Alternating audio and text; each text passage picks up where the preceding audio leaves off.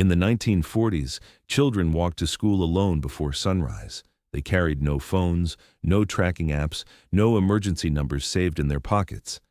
Yet their parents slept in peace, trusting that the world, though harder, rougher, and poorer, would shape their sons and daughters into strong adults. Today, children grow up surrounded by technology, entertainment, and constant protection. Yet anxiety, loneliness, and fear are higher than ever. How did kids in the 1940s grow so resilient with almost nothing? And how did parenting change so completely in just one lifetime? To understand the difference, we must return to a time shaped by war, work, and weekly pay envelopes. In 1940s America, childhood was not built around comfort. It was built around contribution. A typical morning began before the sun fully rose. In small towns and growing cities alike, children woke up to the sound of alarm clocks or their mother's voice calling from the kitchen. Breakfast was simple, often bread, eggs, oatmeal, or leftovers from dinner. Nothing was wasted. Every slice of bread, every spoon of sugar mattered, especially during the war years when rationing was strict. Children learned early that abundance was not guaranteed. Before school, chores came first. Boys split firewood, carried coal, fed animals, or delivered newspapers. Girls helped with younger siblings, cleaned, cooked, and washed clothes by hand. These tasks were not extra. They were essential. Childhood did not excuse responsibility. Parents believed that work built character faster than comfort ever could. After chores, children walked to school, sometimes miles in all weather. Snow, rain, heat. None of it canceled education. Shoes were worn until they could no longer be repaired. Clothes were handed down through siblings. School itself was strict, disciplined, and deeply respected. Teachers were authority figures. Disobedience at school meant serious consequences at home. Parents and teachers stood on the same side. Inside the classroom, lessons were basic but demanding. Reading, writing, arithmetic, history, and moral behavior were at the center of education. There were no counselors for stress, no special accommodations for distraction. Children were expected to adapt. Struggle was normal. And because everyone struggled together, no one felt singled out by it. After school, children did not go home to screens. They went back to work, either helping their families or playing outside until darkness fell. Neighborhoods were alive with movement. Kids built games from nothing. Empty streets became stadiums. Sticks became rifles for imaginary battles. Rope became a swing. Friendship was forged in scraped knees, arguments, teamwork, and shared survival of boredom. Parents in the 1940s were not constantly watching. Supervision was distant but firm.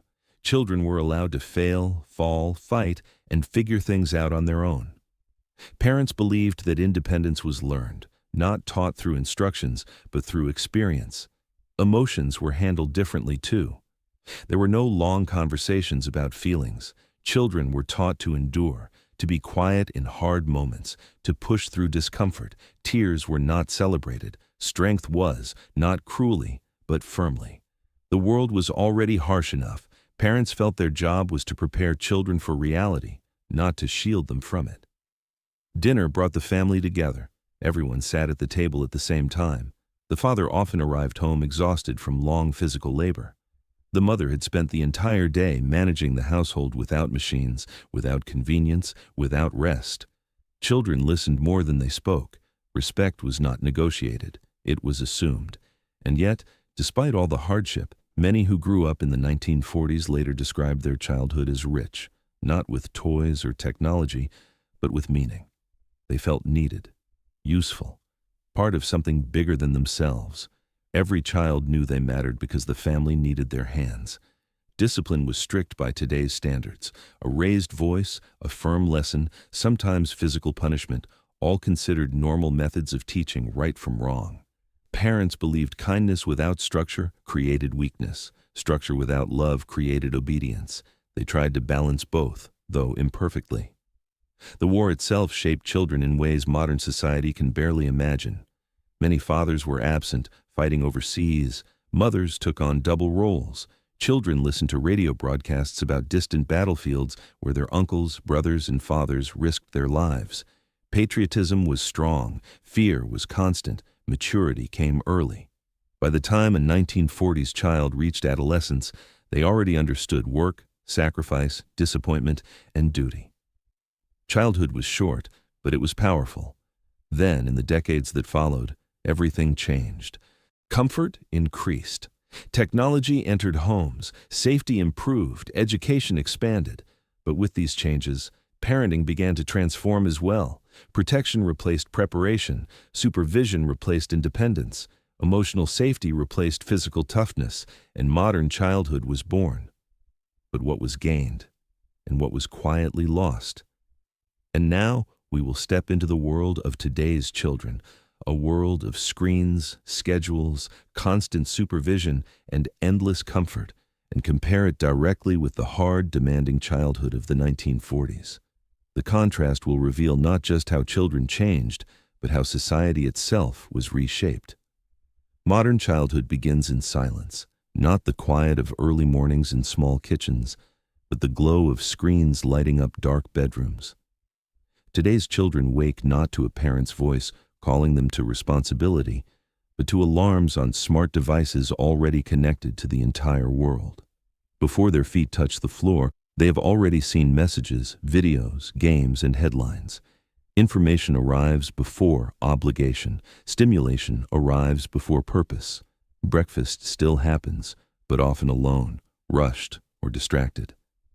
Parents prepare meals with the help of machines the 1940s family could not imagine. Yet time feels scarcer than ever. Both parents usually work. Schedules control the household. Childhood is no longer shaped by contribution, but by logistics. Chores exist, but they are optional, negotiated, often rewarded with money rather than expected as duty. In the 1940s, children worked because the family depended on it. Today, children are taught to help only when it is safe, convenient, and supervised. Responsibility has become a lesson instead of a necessity. School is no longer a place of unquestioned authority. Teachers now compete with phones for attention. Discipline is filtered through policy, psychology, and legal caution. Children are more protected than ever, from failure, from discomfort, from consequence. Struggle is often softened before it can harden into strength. After school, neighborhoods no longer fill with roaming children. Streets are quieter. Play has moved indoors, onto screens, into controlled environments. Where the 1940s child built games from dirt and imagination, today's child consumes entertainment designed by corporations. Adventure is streamed, risk is minimized, boredom is eliminated, but so is the creativity that once grew inside it. Parents now supervise constantly. GPS trackers replace trust, cameras replace independence. The world feels more connected, yet more feared. Children are protected from danger, but also from self-reliance. Where falling and failing once taught resilience, now even small discomforts often trigger intervention. Emotions, once endured in silence, are now heavily examined. Feelings are named, discussed, validated. This has brought undeniable benefits. Children are more emotionally aware than any generation before them. Trauma is recognized instead of ignored. Mental health is finally taken seriously. But along with awareness has come fragility. Where the 1940s child learned to endure stress, today's child is often taught to escape it. Dinner tables no longer gather entire families every night. Work schedules, after-school activities, and digital distractions fragment the once sacred daily ritual. Conversations are interrupted by notifications. Silence is quickly filled by screens. Where the 1940s family sat together out of necessity, today's family must fight just to share a meal. Discipline has transformed as well. Physical punishment is largely rejected. Authority is questioned. Rules are negotiated. Children have more voice than any generation before them. Yet, with voice has come confusion, where boundaries end, where responsibility begins, and where accountability truly lies. The modern child is safer, healthier, and more informed than any child in history. They have access to knowledge once reserved for universities. They can speak to the world instantly. Medical care, comfort, and entertainment are abundant beyond imagination. And yet, anxiety has never been higher. Depression appears younger. Loneliness exists even in crowded digital rooms. The 1940s, child feared war, hunger, and physical hardship. The modern child fears social rejection, failure, and the pressure of comparison in a world that never looks away. In the 1940s, childhood forged strength through necessity. Pain came early. Responsibility shaped identity. Independence was not delayed, it was demanded. Today, childhood extends for decades. Dependence lasts longer. Comfort surrounds daily life. And yet many young adults feel less prepared for hardship than their grandparents who grew up with almost nothing. So which childhood was better? The hard one, filled with discipline, danger, and duty, or the soft one, filled with protection, comfort, and endless possibility? The truth is more complicated than nostalgia allows. The 1940s gave children strength, but took their innocence early. Today gives children innocence, but often delays their strength. One generation was prepared for survival, the other is prepared for safety. But the future requires both. Perhaps the lesson hidden inside this comparison is not that one era was better, but that each solved different problems. The children of the 1940s survived a brutal world with almost no comfort. The children of today must survive an overwhelming world with unlimited comfort. Strength once came from physical endurance. Today, it must come from emotional balance. Independence once came from necessity. Today, it must be deliberately taught. As society grows more advanced, the challenge of parenting grows harder, not easier. Because the danger is no longer hunger, war, or cold.